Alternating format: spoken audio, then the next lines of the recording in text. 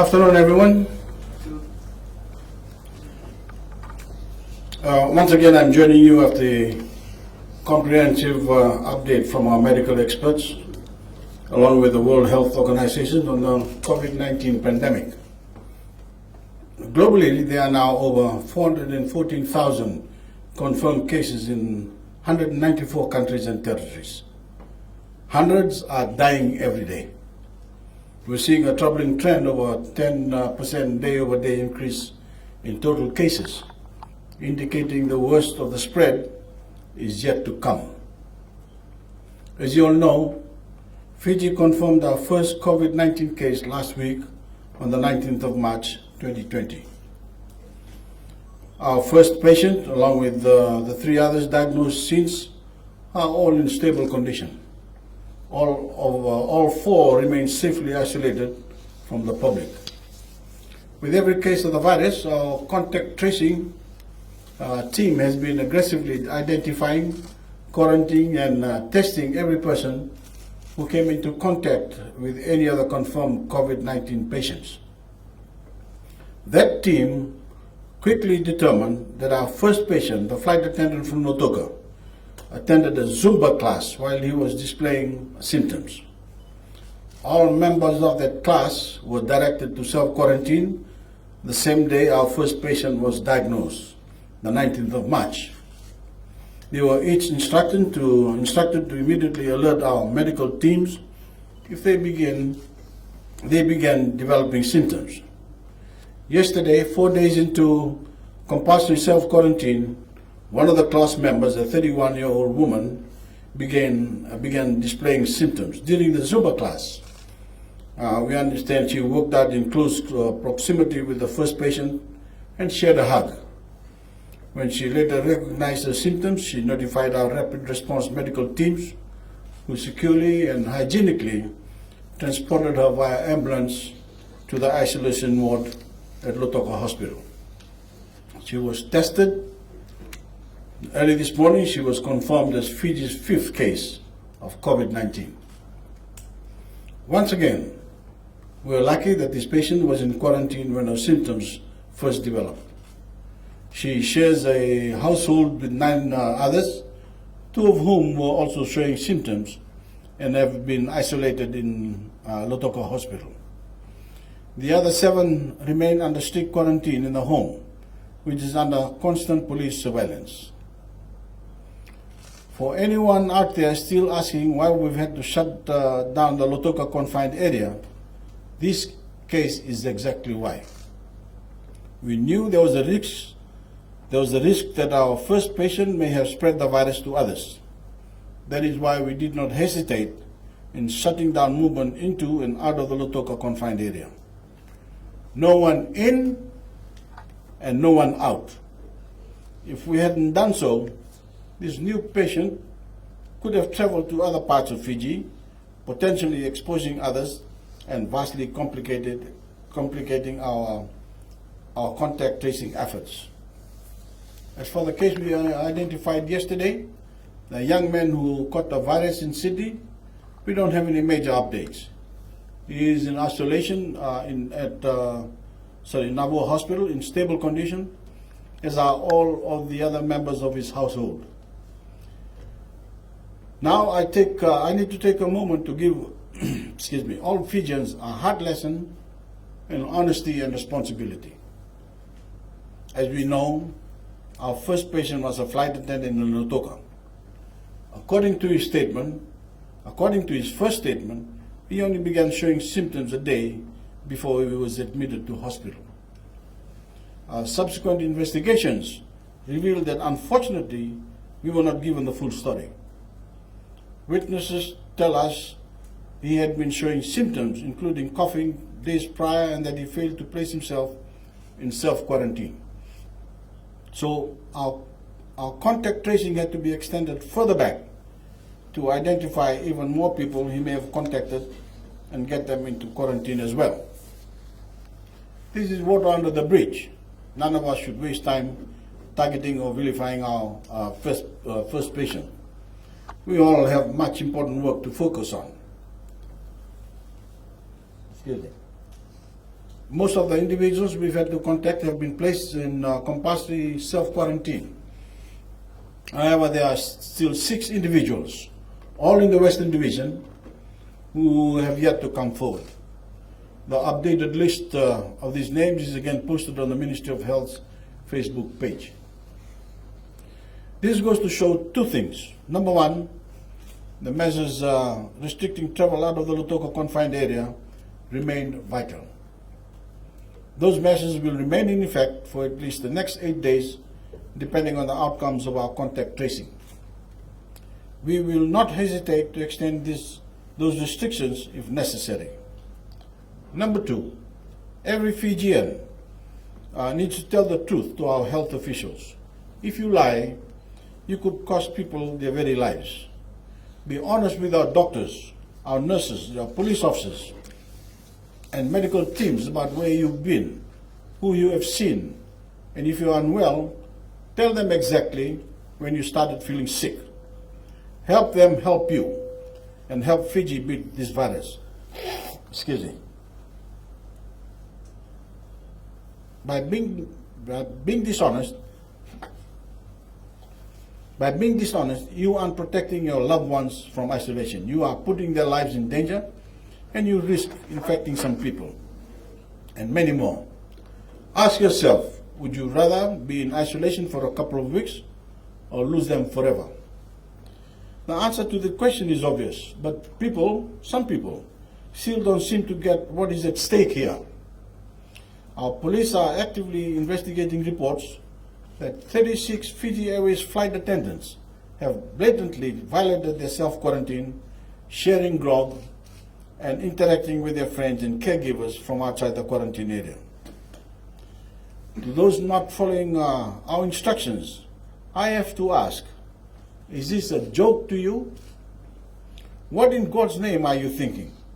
While Fijians in Lautoka are living under a lockdown, while our health workers work day and night to test and treat patients, and while the elderly are restricted to their homes, these Fijians are spitting on all of the sacrifices their fellow Fijians are making to keep our country safe. Self-quarantine is not a voluntary measure. It's not simply a nice thing to do. It is a compulsory, legally mandated order. And these Fijians will be investigated if necessary. They will be arrested, charged, and punished accordingly. So if you have been directed to self-quarantine and you're hearing this message, ask yourself, where would you rather be? Quarantined in the comfort of your home for 14 days or in prison for violating the law? In Fiji, being a flight attendant is a highly competitive job. Hundreds, if not thousands, of Fijians strive for each position filled. It should be a position you hold with pride and one you don't take for granted. Because I can say that if irresponsible behavior like this continues, Fiji Airways should not hesitate to clean house and replace you with people who take their duty of care seriously. Your behavior in flight and the protective measures that you take to ensure the safety of your cabin should be no different than they are on the ground when you're caring for your own community. If we had not been alerted to this breach, and even if one of these flight attendants had COVID-19, we then shared a billow with 35 others, who were then in contact with others still from outside of quarantine, the situation could quickly spiral out of control. Let's assume they've infected 3 others, just like our first patient. Let's then assume those 3 people each infected 3 more, and each day that number multiplied. In a matter of days, hundreds would be infected. In a matter of about a week, we'll be talking thousands of cases. This is precisely the path we've seen other countries who failed to take this virus seriously from the start. In Italy, they have one of the most developed healthcare systems in the world, but they're up to nearly 7,000 deaths.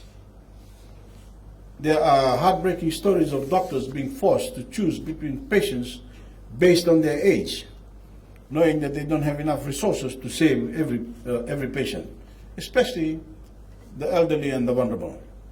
If you have a moment, go online, find a video of an Italian hospital, and you'll see exactly what I'm talking about. In Fiji, we're working overtime to avoid that nightmare scenario. We are quickly acquiring new beds and ventilators and taking other measures that will be announced by our Honorable Attorney General and Minister for Economy in tomorrow's supplementary budget address. But the fact is, if what happened in Italy happens in Fiji, our healthcare system would buckle. That grim reality is that in Fiji, the number of deaths for these many cases would likely be much, much higher. Globally, some countries are combating this virus more effectively than others. South Korea has shown exemplary viral management. The name of the game for the South Koreans is this: efficient testing, efficient tracing, travel bans, efficient isolating, and efficient quarantining. We are adhering to those same steps with a focus on efficiency to keep the situation under control here in Fiji. But as I've said before, with all of our officers, doctors, nurses, and experts, we cannot succeed without the aid of every Fijian. I'm going to keep saying this until everyone gets it. Fiji is at war with coronavirus.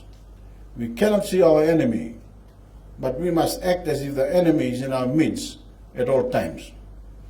You can join the fight by washing your hands with soap and water, practicing physical distancing. Remember, 2 meters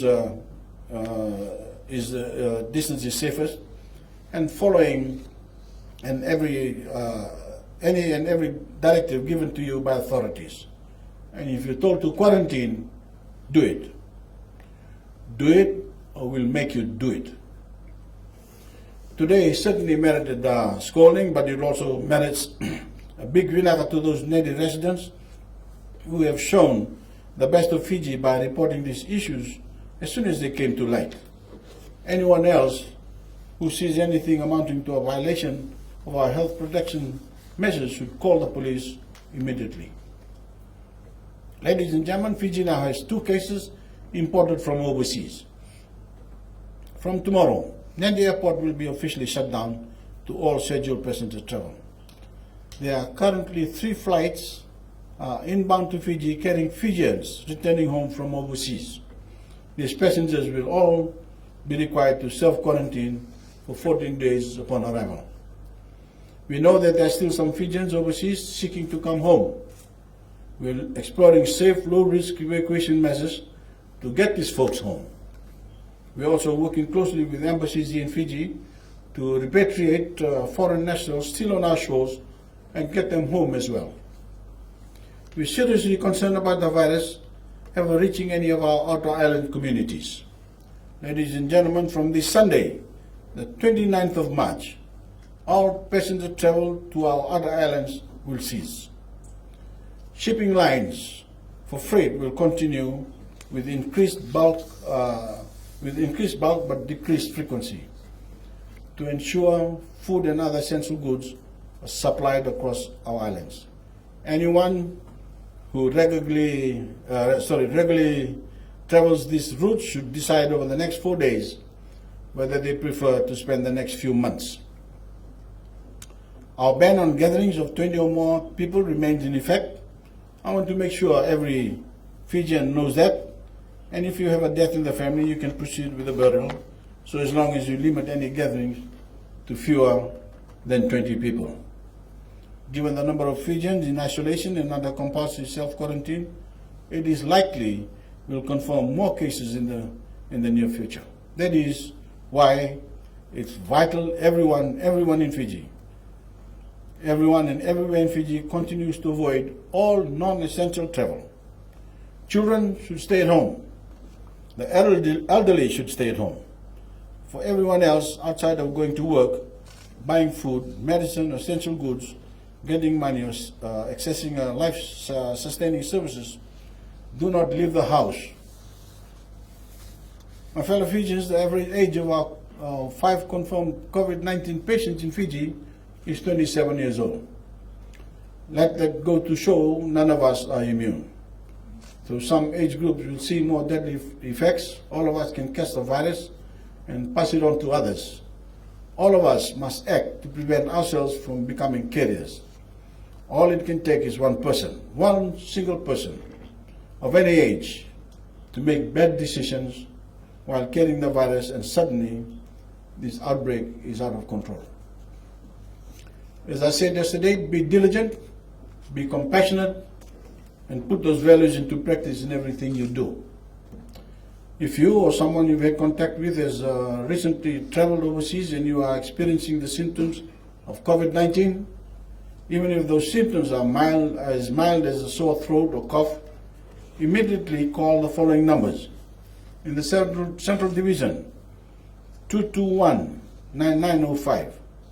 In the Eastern Division, 221-9906. In the Western Division, 221-9907. And in the Northern Division, 221-9908. Ladies and gentlemen, I now turn things over to Dr. Tundaru. Bainimarama, thank you, and God bless Fiji.